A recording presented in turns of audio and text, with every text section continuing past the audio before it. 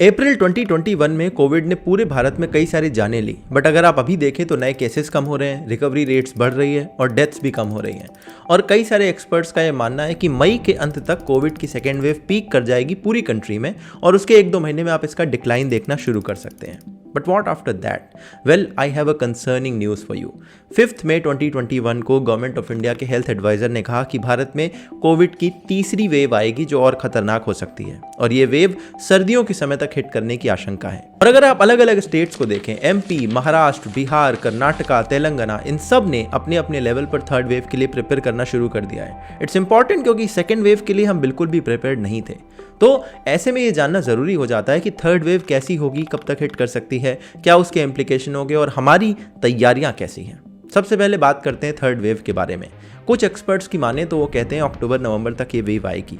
IIT Kanpur ने अपनी research करी, मैथमेटिकल मॉडलिंग लगाई, तो उन्होंने कहा कि महाराष्ट्र तो पीक कर चुका है, नॉर्थ इंडियन स्टेट अगले कुछ दिनों में पीक कर जाएंगे और 1-2 महीने में डिक्लाइन करेंगे, बट जो थर्ड वेव है वो अक्टूबर 2021 पे हिट कर सकती है। सवाल यह कि थर्ड वेव में क्या अलग होगा, क्योंकि हमने फर्स्ट वेव में देखा जो 50-60 साल से ऊपर के लोग थे उनको कॉम्प्लिकेशन ज़्यादा हुए। सेकेंड वेव में हमने देखा कि 20 से 30-40 साल के बीच के एज ग्रुप में भी कॉम्प्लिकेशन देखने को मिले। और अगर थर्ड वेव को देखें तो वैसे तो एक्सपर्ट्स के बीच में कॉन्ट्राडिक्टरी ओपिनियंस हैं, बट कई लोग ये मानते हैं कि ये थर्ड वेव बच्चों पर ज़्यादा असर करेगी एडल्ट्स के कंपैरिजन में, और ये बहुत कंसर्निंग बात है। अगर आप स्प्रेड की बात करें तो फर्स्ट वेव ने वेस्टर्न कोस्ट पर इम्पैक्ट करा था, सेकेंड वेव नॉर्दर्न स्टेट्स तक पहुंची, हमारे हिंटरलैंड तक पहुंची, और थर्ड वेव आगे ईस्टर्न स्टेट तक जा सकती है और भी डीपली हमारे हिंटरलैंड को इम्पैक्ट कर सकती है। जब भी कोविड की बात चलती है तो कई लोग कहते हैं तो पहली बार ऐसा कुछ हो रहा है हमारे देश में, इसलिए हम प्रिपेयर्ड नहीं थे, बट ये गलत है। 1918 में अगर आप देखें जो स्पेनिश फ्लू था वो जिस तरह से भारत में फैला और जितना उसने इम्पैक्ट करा वो बहुत हद तक कोविड से सिमिलर है। 1918 से 1920 के बीच में ये स्पेनिश फ्लू भारत में रहा था और सबसे पहले इसने भी हमारे वेस्टर्न कोस्ट को ही इम्पैक्ट करा था। मुंबई और पुणे सबसे ज़्यादा इम्पैक्टेड इलाके थे, यहाँ तक कि इसे बॉम्बे फीवर तक कहा जाता था, इतनी हद तक बॉम्बे को इसने इम्पैक्ट करा था। पूरी दुनिया में अगर देखें तो तकरीबन 50-60 मिलियन डेथ हुई थी और अकेले भारत में 10 से 20 मिलियन लोग मरे थे, लगभग पूरी दुनिया का 1/3 कहा जाता है। और पूरे भारत की 6% पॉपुलेशन इस भयंकर महामारी से वाइप आउट हो गई थी। कहते हैं कि उस समय दफन करने के लिए ज़मीन और जलाने के लिए लकड़ी नहीं बची थी, तो उस समय लाशें नदी में फेंकी जाने लगी थी और लगभग हर नदी चोक होने लगी थी। भारतीय इतिहास में पहली बार हुआ था जब इंडिया की पॉपुलेशन नेगेटिव ग्रोथ दर्ज करी हो। और कोविड की तरह बिल्कुल स्पेनिश फीवर में भी हमने देखा था कि वहाँ पर 2 वेव्स आई थी, तीसरी नहीं आई, बट दूसरी वेव पहली वेव से बहुत ज़्यादा खतरनाक थी। 1918 की गर्मियों में शुरू हुआ फीवर, उसकी जब सर्दियाँ पहुँची तब उसकी सेकेंड वेव ने हिट करा और वहीं पर सबसे ज़्यादा जाने गई और सबसे ज़्यादा केसेस हुए। बहुत सिमिलर है हमारी कोविड की सेकेंड वेव से, और यहाँ पर तो थर्ड वेव की बात चल रही है जो कि और ख़तरनाक हो सकती है। तो ऐसे में ये देखना ज़रूरी है कि आखिर हमारे पास बचाव के क्या तरीके हैं और क्या लेसन है जो हम सीख सकते हैं अपनी सेकेंड वेव की गलतियों से। पहला है वैक्सीनेशन। देखा जाए तो 10 से 11% पॉपुलेशन को अभी तक सिर्फ 1 शॉट मिला है और 2 शॉट अगर आप देखने लगे तो 1-2-3% लोगों को ही मिला होगा। ये बहुत ज़रूरी है कि हम अपने वैक्सीनेशन को बहुत तेज़ी से रैंप अप करें, क्योंकि अगर अभी मान लीजिए किसी को कोविड हुआ है, आप कह दें उनके अंदर एंटीबॉडीज़ हैं, वो भी अगले 5-6 महीने में ख़त्म हो जाएगा, और अगर थर्ड वेव नवंबर-दिसंबर में हिट करती है तो सारी पॉपुलेशन को भयंकर खतरा होगा। और यहाँ पर ज़रूरत इसलिए और ज़्यादा है क्योंकि बच्चों के लिए अभी हमारे पास कोई वैक्सीन अप्रूव्ड नहीं है, तो अगर एडल्ट्स एटलीस्ट कवर हो जाएँ तो बच्चों की देखरेख करने में, उनको बचाने में ज़्यादा सक्षम हो पाएंगे। दूसरी चीज़ है कि हमें सारी मेगा इवेंट्स को रोकना होगा। जिस तरह हमने बंगाल में बड़ी बड़ी पॉलिटिकल रैलीज करी और उसके बाद वहाँ पर कोविड का आउटब्रेक हुआ, हमने देखा कि कुंभ मेले में इतने सारे रूल फ्लाउट करे गए, पूरे देश में रमज़ान की शॉपिंग्स में अलग अलग फ़ोटोज़ और वीडियोज़ तैरते रहे, और दिल्ली के बॉर्डर में अभी भी एक प्रोटेस्ट चल रहा है। इस तरह की मेगा रैलीज और मेगा इवेंट्स को हमें पूरी हद तक जितनी कोशिश हो सके रोकना पड़ेगा। तीसरा और आखिरी तरीका है टाइमली नए वेरिएंट का पता लगाया जाए और उनके आउटब्रेक को कंट्रोल किया जाए। राइटर्स ने एक आर्टिकल लिखा था, उन्होंने बताया कि गवर्नमेंट ऑफ इंडिया ने जो कुछ एडवाइजर्स अपॉइंट करे, उन्होंने मार्च में बताया था कि हमारे यहाँ एक नया वेरिएंट आया है जिसे रोकने के लिए हमें शायद कड़े लॉकडाउन लगाने चाहिए। मार्च 2021 की बात कर रहा हूँ। और उसके बाद उन्होंने बताया कि गवर्नमेंट ने कोई कड़े लॉकडाउन नहीं लगाए, बहुत बड़े प्रिकॉशन नहीं लिए, और जिसकी वजह से उस नए वेरिएंट के आउटब्रेक को रोकने में हम पूरी तरह से फेल हो गए। तो हमें अपनी ये गलतियों से सीखकर आगे के लिए तैयार रहना होगा। ये तो बात हुई हमारे प्रिकॉशन की। अब देखते हैं हमारी प्रिपरेशन कहाँ पर है। इसमें एक गुड न्यूज़ है, हमारे डीआरडीओ ने एक नई ड्रग बनाई है जिसे 2-डिऑक्सी डी ग्लूकोज यानी कि 2DG ड्रग कहा जा रहा है।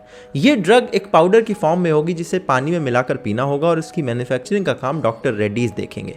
बता दें अगले 1 महीने तक ये मार्केट में आ सकती है और ये ड्रग बड़ी खास तरह से काम करती है। जो भी कोविड इंपैक्टेड सेल है उसकी ग्लूकोज की सप्लाई ये रोक देती है, जिसकी वजह से वो सेल धीरे धीरे से मर जाती है। बताते हैं इस पर रिसर्च पेपर पतंजलि की तरफ से निकल कर आया था और उनका मानना था कि ये ड्रग डायरेक्टली वायरस को खत्म करती है, जबकि डीआरडीओ ने बताया कि ये इंपैक्टेड सेल के ग्लूकोज को कट ऑफ कर देती है। तो ये एक अच्छी खबर है, ये it can be a game changer.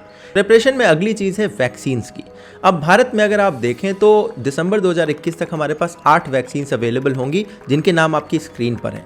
Novavax इसमें बड़ा इंटरेस्टिंग सा नाम है। भारत में जब भी वैक्सीन शॉर्टेज की बात होती है तो हम कहते हैं कि भारत ने वैक्सीन के ऑर्डर देने में बहुत देर कर दी या बहुत छोटे ऑर्डर दिए, बट यहाँ पर इस कैलकुलेशन में नोवावैक्स मिसिंग रहती है। मैं आपको बताता हूँ ये क्यों इंपॉर्टेंट है। दिसंबर 2020 में भारत सरकार ने नोवावैक्स के 1 बिलियन वैक्सीन का ऑर्डर दिया था। ये एक ह्यूज अमाउंट था और उस समय के छपे आर्टिकल बताते हैं कि भारत पूरी दुनिया में सबसे आगे चल रहा था वैक्सीन खरीदने के मामले में। नोवावैक्स के अलावा भारत ने कोविशील्ड, कोवैक्सीन, स्पुतनिक वी, इन सब पर भी अपने बेट्स लगाए थे, इनके लिए भी इन्वेस्टमेंट करा था। बेट्स मैं इसलिए कह रहा हूँ क्योंकि उस समय तक कोई वैक्सीन ना तो अप्रूव हुई थी और ना ही किसी के ट्रायल्स खत्म हुए थे। ये सारा काम अगस्त से दिसंबर 2020 के बीच में किया गया था। भारत की ही तरह बाकी देश भी यही कर रहे थे, उन्होंने भी अलग अलग वैक्सीन पर अपने बेट लगाए थे और अगर आप ध्यान से चार्ट देखें तो नोवावैक्स कई सारी देशों ने खरीदने की बात की थी। प्रॉब्लम ये हुई कि नोवावैक्स पर भारत की सबसे ज़्यादा बेट थी और उसका प्रोडक्शन डिले हुआ। डिले क्यों हुआ, उसके पीछे का कारण है यूएस की ब्लॉकेट। दरअसल नोवावैक्स अलग अलग जगह तो बन रही है, बट भारत के अंदर सीरम इंस्टीट्यूट भी उसको बनाने की बात कर रहा था और अभी भी बना रहा है, बट सीरम इंस्टीट्यूट ने कंप्लेंट करा कि यूएस रॉ मटेरियल रोक रहा है, जिसकी वजह से नोवावैक्स का प्रोडक्शन डिले हो रहा है। सुनिए आधार पूनावाला ने ये कहा था। Now the new challenge is, the really big one is getting enough raw materials which are being hoarded globally. And whether it's for Novavax, the Covovax product, or Covishield, we don't want to be in a situation that we ramp up in 2 months, as we mentioned, and then we're running short of raw materials.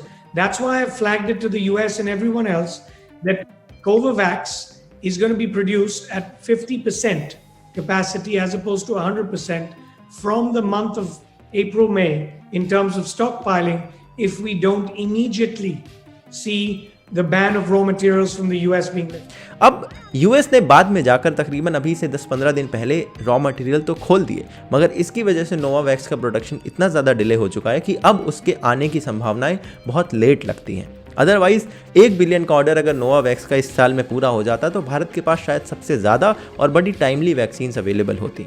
खैर Novavax तो नहीं आ पाई, but उसके अलावा भारत की सरकार कहती है कि दिसंबर 2021 तक हमारे पास 2 बिलियन वैक्सीन होंगी। 2 बिलियन से करीबन हम 60% पॉपुलेशन को कवर कर पाएंगे क्योंकि ज़्यादातर वैक्सीन डबल शॉट हैं। कई एक्सपर्ट्स मानते हैं कि ये 2 बिलियन का फिगर बहुत ऑप्टिमिस्टिक है और बहुत सारे इसमें रिस्क भी इन्वॉल्व है। तो देखने वाली बात है कि दिसंबर 2021 तक हम किस स्टेज पर खड़े होते हैं, बट ये वैक्सीनेशन का प्रोसेस बहुत इंपॉर्टेंट रोल प्ले करेगा हमारी थर्ड वेव से लड़ने में।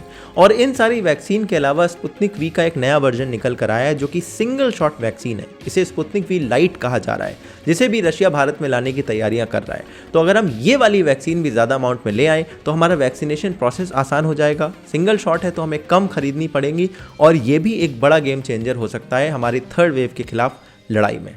So that's it, that was the whole information that I had about third wave. उम्मीद करता हूँ आपको ये वीडियो पसंद आए। आपसे मिलूंगा मैं अगले किसी वीडियो में, तब तक के लिए अपना ध्यान रखिएगा। जय हिंद, वंदे मातरम।